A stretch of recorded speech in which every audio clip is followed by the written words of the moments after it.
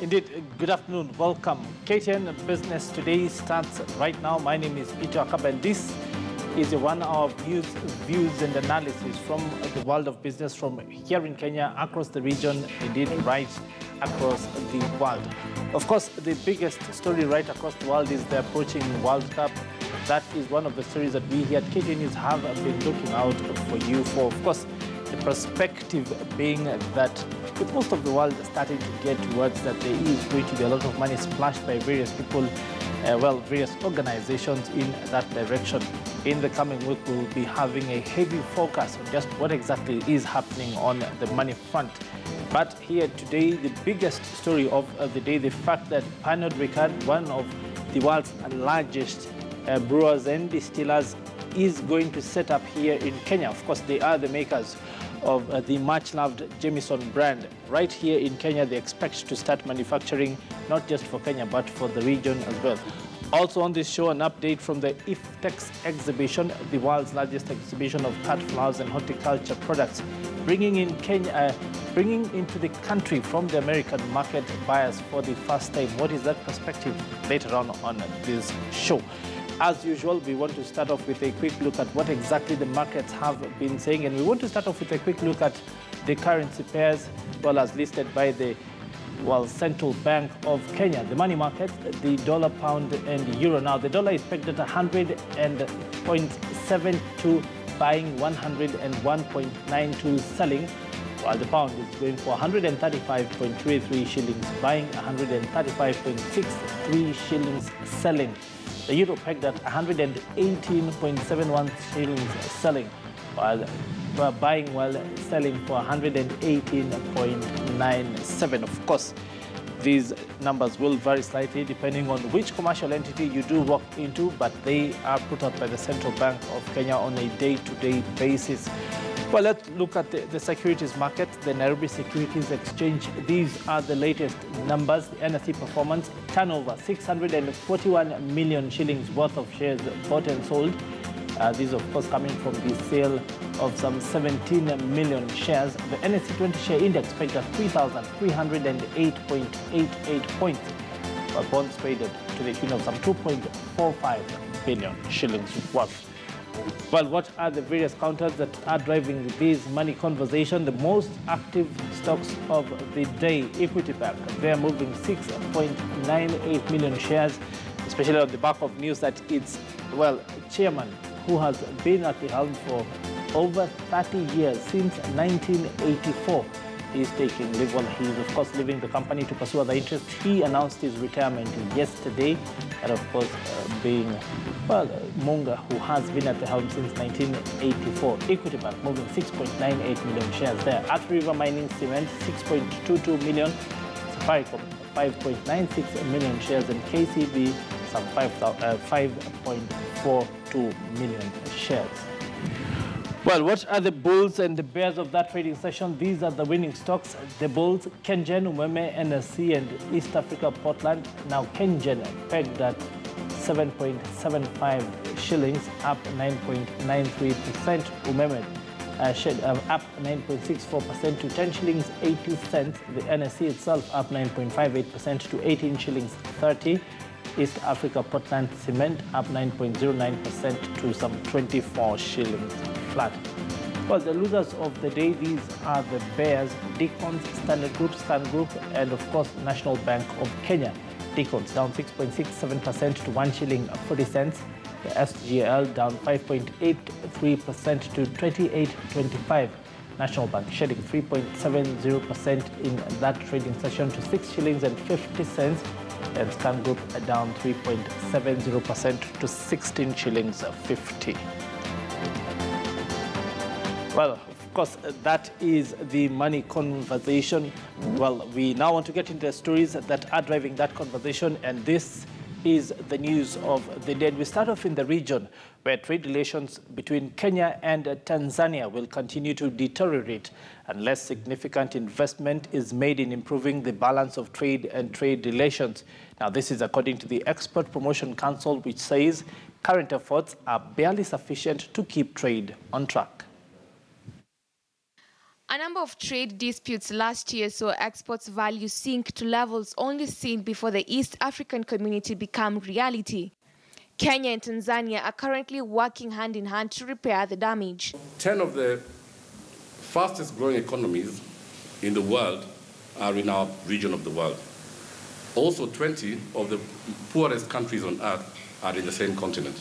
So we have the best of both worlds. We have the best of the growth story, as well as we have a serious problem with abject poverty. In rectifying this, reviewing the tariff and non-tariff barriers that has hurt business in the recent past will be key. Cultural differences have also in the recent past contributed to poor trade between the two regions. According to an official from KCCI, says tolerance and understanding of culture and business practices will smoothen the process. It's a huge market from Cape to Cairo, from Mombasa to Abidjan. So to us, really speaking, we need to look at the bigger picture. Yes, Tanzania is a crucial market, and yes, we will look at it. But you know what? Let's do the business and let's grow Kenya. And yes, we need to be selfish, but with Tanzania, we need to change the tact a little bit and tell them, guys, we will do it together, and we should be mopping up the marketplace. Tanzania also aims to create market linkages for its products with major retailers and consume their Kenyan counterparts, as articulated by Kenya's ambassador to Tanzania. What I'm calling all of us today is to start forging a real strong partnership between Tanzania and Kenya, so that together, in the next 2 years, in fact, maybe this year in my view, and our Principal Secretary, Dr. Kipto, is at the helm of this. This year, let's fix all non-tariff barriers, because I think that's the main pain points for most Kenyan businesses, and maybe also from Tanzania as well. Julia Wino, KTN News. Well, staying with the economy, with the introduction of direct flights between Kenya and the United States is expected to unlock a new market for floriculture. The new venture is expected to position Kenya as an agricultural hub across all of Africa and create thousands of new opportunities across the value chain. FTEX is growing year by year. As we know, this is the seventh year of the event now of FTEX.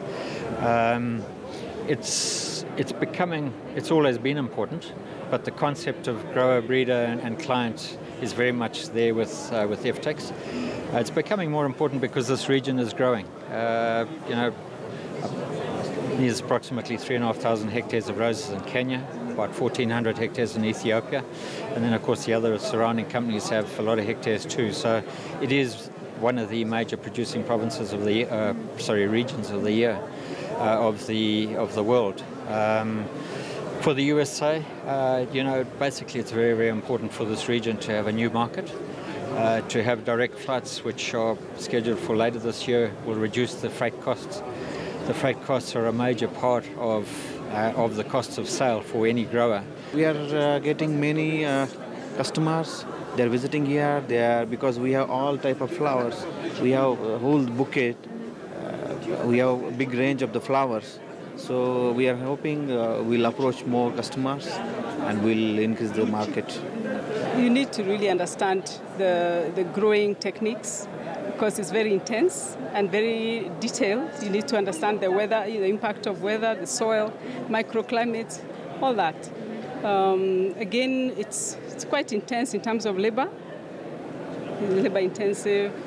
You need also quite a bit of capital. But I think once everything is put together correctly, it's worth it. Well, the Kenya Dairy Board has today conducted an impromptu raid in Nairobi and its outskirts and arrested milk traders flouting Dairy Industry Acts and other regulations, with most of them arrested for use of unsanitary containers to transport milk, lack of requisite licenses, and in some cases, selling adulterated product. Now, colleague Philip Keitani joined the raid and brings more. The Kenya Dairy Board has continued with its surveillance and crackdown on traders and transporters of milk for failing to comply with the Dairy Industry Act, which stipulates procedures in which milk should be handled in order to protect the public from consuming contaminated milk. This has been a continuous process taking place across the country. The exercise that you are running today is one of the exercises that we've been running countrywide, basically to try to unearth the evils that are there possibly in the industry, looking at issues relating to the marketing of milk. The crackdown, which took place in Kino, Kabete, Limuru, and along Thika Superhighway, so far has seen the arrest of milk hawkers and closure of milk bars and milk ATMs that did not comply with the laid-down rules found in the Dairy Industry Act. The milk dispensing outlets, which are not meeting the requirements, are going to be closed. And they will remain closed until they meet the requirements. So far, a total of 800 traders have been arrested and arraigned in court and charged with offences ranging from use of unsanitary equipment, lack of requisite licenses, and in some cases, selling adulterated milk. Fines ranged from 3,000 shillings to 200,000 shillings depending on the offences committed. So basically what we're trying to do is to support the industry by ensuring that the consumers do not get exposed to milk of unsafe quality. The crackdown comes as the dairy sector celebrates the Dairy Month, which takes place in June every year. The key objective of the month is to encourage consumption of dairy products due to its nutritional value, as well as celebrating the contribution the dairy sector has had to the economy. We want people to buy milk from safe, to buy safe milk, quality milk.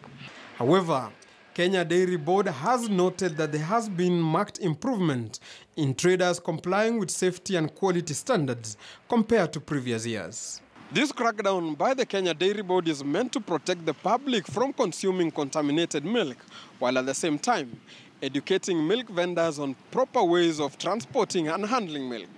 Philip Keitang, KTN News. Well, of course, that raid happened yesterday, not today. And of course, to remind you that my colleague Philip Keitani does indeed love milk. Now, Mombasa is set to acquire a new phase following the completion of phase 1 of the Dunga Kundu bypass. The dream that began in 1985 will soon be opened by President Uhuru Kenyatta and is set to reduce congestion at the Likoni Crossing Channel, as well as connect the Mombasa mainland to 2 other counties. Francis Mtalaki took a ride on the newly constructed phase 1 of the Dunga Kundu bypass and filed the following report.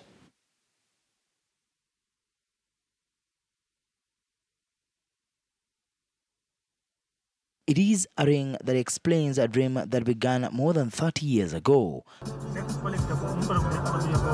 The first phase of Dunga Kundu bypass begins here in Bonje, an area that has long been known as a black spot, but now seeks to control traffic and ease congestion in and out of the second largest city in the country.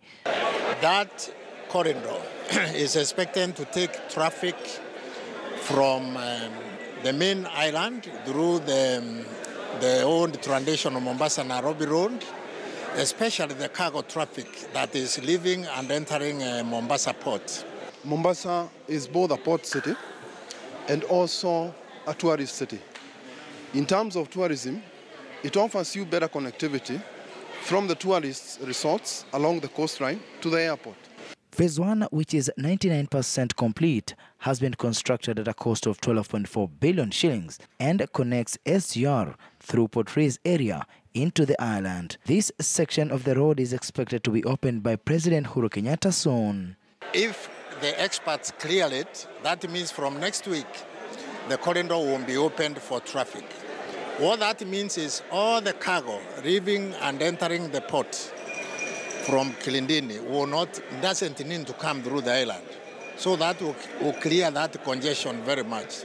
As they continue with their final touches, the new landscape and interchanges at Dunga Kundu projects starts to unfold. According to Kenha, this is just the beginning of the transformation and connectivity between Mombasa, Kilifi and Kwale. At the moment, one has to cross the Likoni Channel using the ferry to Mombasa Island before connecting to Mombasa-Nairobi Highway. From Bonje, the northern bypass will connect Kilifi County at Mtwapa, while the southern bypass will cater for Kwale County. Our spot check of the road project showed that Kenha has opted to do away with guardrails that have continued to cause deadly accidents. The way we make roads, that is the carriageway, and there is the landscaping that we do. Landscaping is just like when you build your house, you beautify and all that. We are supposed to beautify those the embankments where we have cut by planting vegetation, by planting shrubs, and by ensuring that there is no erosion that takes place. That will be done, and that is being done. We have an extensive maintenance program. We have moved from the older framework of maintenance, and we have now moved to what is called performance-based contracting. That, as you have noticed, the areas where we have been affected by the recent flooding, you have seen we have been able to react very quickly and restore mobility for the public. This has been working very well for us, and we will continue rolling out on performance-based contracting. Well, of course, good news there for residents of the coastal region. Now, in the quest for deeper financial inclusion and the need to satisfy product consumption appetites, consumers continue to look for various lines of credit in order to finance their various activities. But it is quickly surfacing that how you quench your financial appetite remains unsustainable and risky if you are a perennial borrower. Here's more. Even as negatively listed individuals by the Credit Bureau dropped from 26% previously to 11% currently, consumers continue to struggle in building better credit histories due to multiple borrowing, which in turn leaves a tainted listings that lasts up to 7 years. For example, in a report on Reuters last week, I saw that some people are borrowing from 4 different borrowers in the space of like 12 hours. And, how do you keep on top of that, for example? Their needs, as well as how and where they should be engaged, are becoming more complex.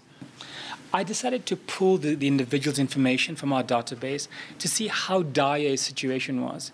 At one point in time in the last 5 years, he had 47 accounts that were concurrently in default. 47. This individual was stuck. He was looking for rolling loans to pay off the first one. He was up to 47 at the same time. Negative listings mean that one is unable to access credit for purchasing that coveted vehicle on bank loan offer or that trendy furniture for your first house.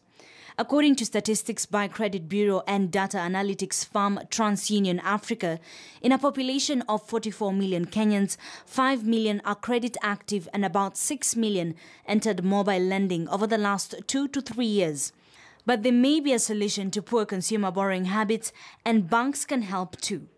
In this case study, of consumers who opened credit accounts, 51% were those who actively monitored their credits. That's a good thing. That means it's a growth opportunity. If you can encourage your consumers to actively monitor the credit, you're going to more likely be able to cross-sell opportunities for them. How has a consumer score shifted over 12 months? Has it gone up by 0 points, 20 points, up to 100 points? And as you can see, people in yellow, the people who actively monitor their credit, their score goes up. They become a better risk. They become a better prospect for you. The consumer lending does not end nor start at direct borrowing.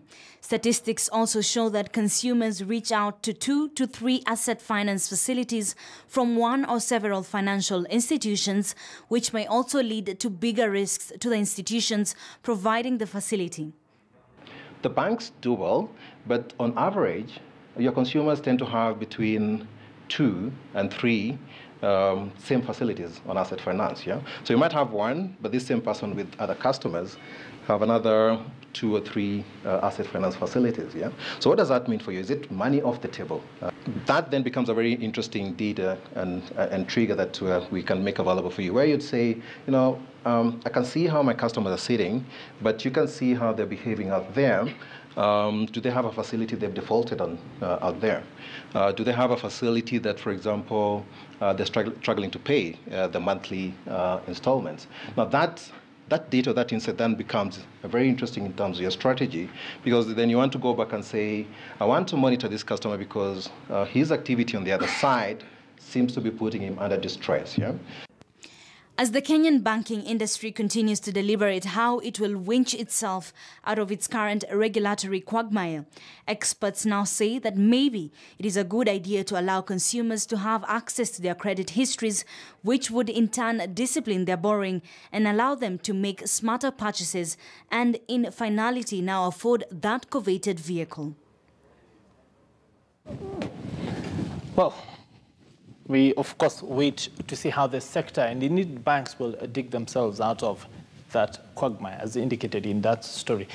Now, moving on, Kenya Power has disconnected electricity supply to City Hall over unpaid bills amounting to some 990 million shillings.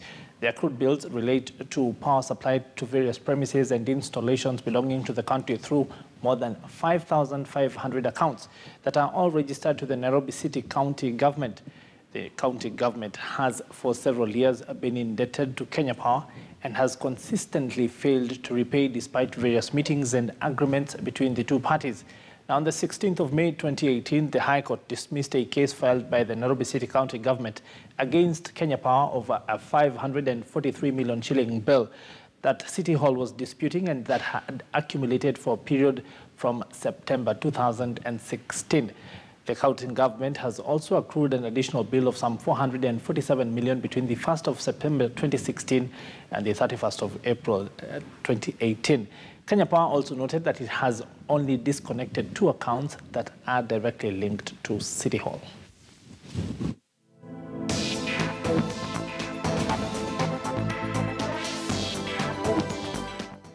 Well, of course, we do hope that there can be some sort of resolution so that the lights are indeed turned on once again at City Hall. Well, and that people can continue to get services. Well, we now take a different tangent, this time to Meru, where indeed the region's, well, agricultural and technological showcase is now on, and our colleague, well, Mr. Maringa has been at that event, and well, he is expected to bring us up to speed on what exactly has been happening. We know, of course, that he had paid an earlier visit to that very place to sort of try and see what would be of interest. Well, Maringa, please bring us up to speed on what the conversation has been so far at the Meru Agricultural and, well, Technology Showcase, what people would call the show. Good afternoon, Wakaba. Now, indeed, it has been, a flurry of activities for whoever or for, the different organizations, students, institutions that are here for the Meru ASK show. It is happening this year, of course, and it started yesterday.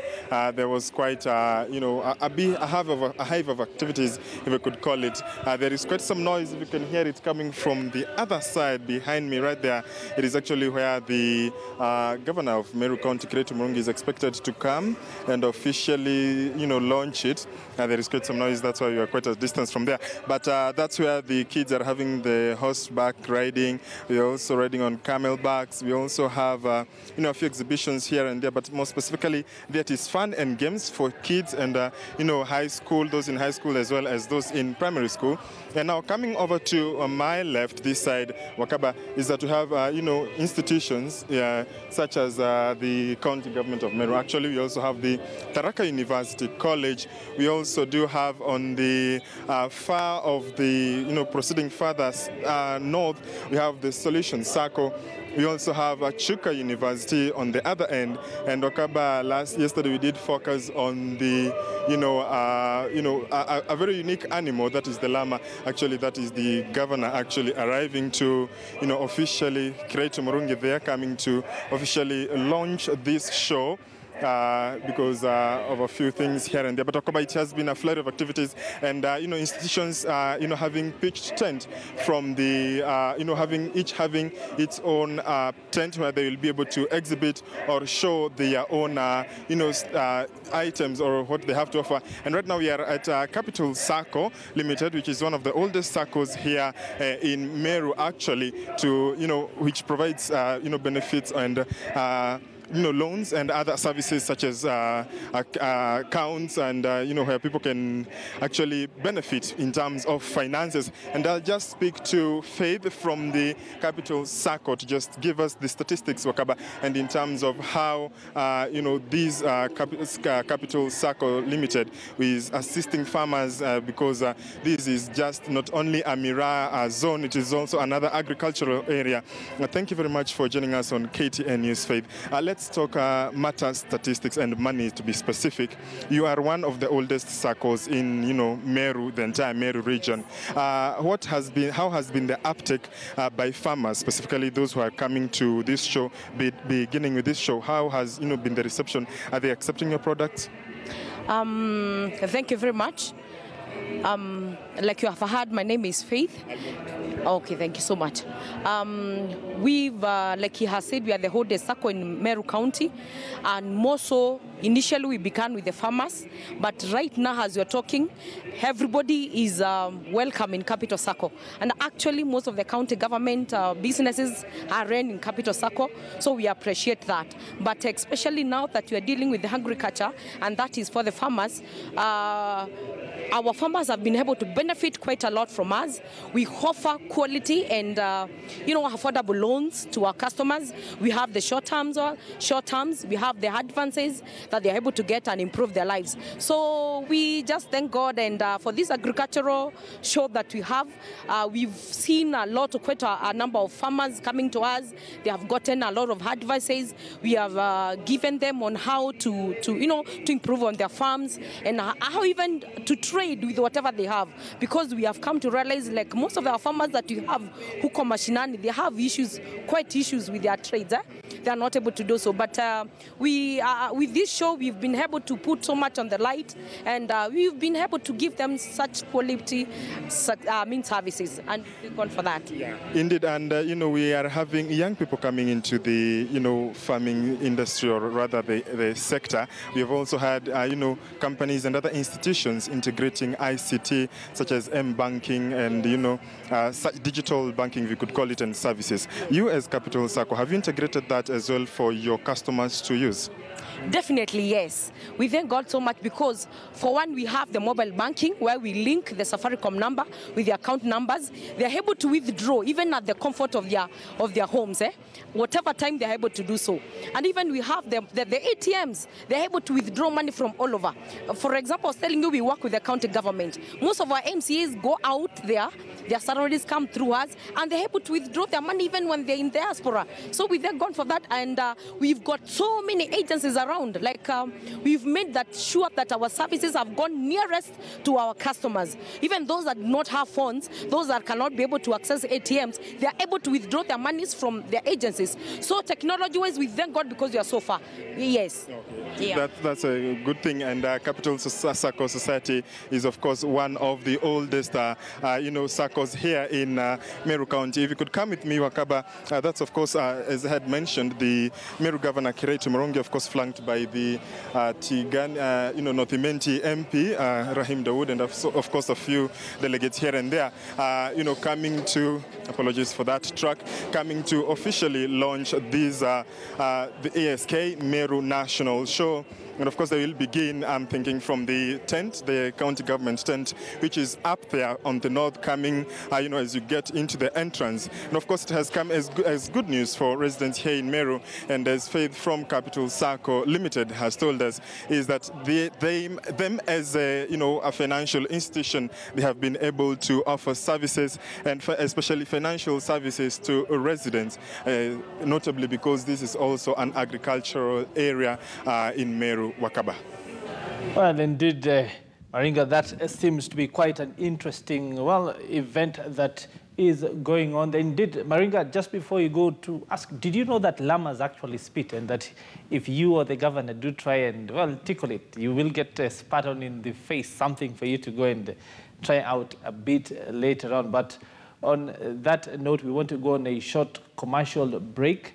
But when we come back, of course, more from the county of Meru in regards to that story. Besides, a lot more that we still have for you on the second part of the show, including the stories that we had told you about We'll be going to a neighboring country where bar owners have been up in arms over the way they're being treated by various arms of government. Stay with us here on KTN News.